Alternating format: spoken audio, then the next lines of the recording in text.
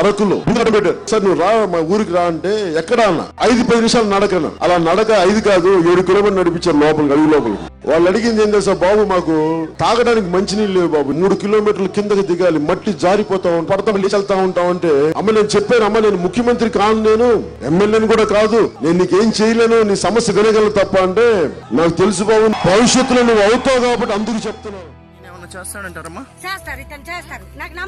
గర్భిణీ స్త్రీలు ఉన్నప్పుడు డోలి కట్టుకొని రావాలి ఎంత దూరం, మరి వీళ్ళకి ఏం చేయాలి? గర్భిణీ స్త్రీలకు ఇబ్బంది కలగకుండా ఉండాలి. మనకి గిరిజన గ్రామాల్లో పాలసీలు ఇలాగే పడతాయి. పాలసీ అనేది ఒక అన్యాయం జరుగుతున్నప్పుడు, ఒక అవసరం ఉన్నప్పుడు దాన్ని పబ్లిక్ పాలసీలు ఇలా రూపుదిద్దుకుంటారు. సమస్యలు గుర్తించడమే కాదు, సమస్యలు పరిశీలించడమే కాదు, సమస్యల్ని అధ్యయనం చేయటమే కాదు, అలాగే ప్రజలకు న్యాయం జరిగే రీతిలో మేము ముందుకు తీసుకెళ్తామని మీ అందరికీ తెలియజేసుకుంటున్నాం. పోరాట యాత్ర అప్పుడు నేను అరకు తిరిగా, మారుమూలన్న అరకులో ఇంకా డోలీలు కట్టుకొని గర్భిణీ స్త్రీలను తీసుకొస్తారు. అది పోవాలి.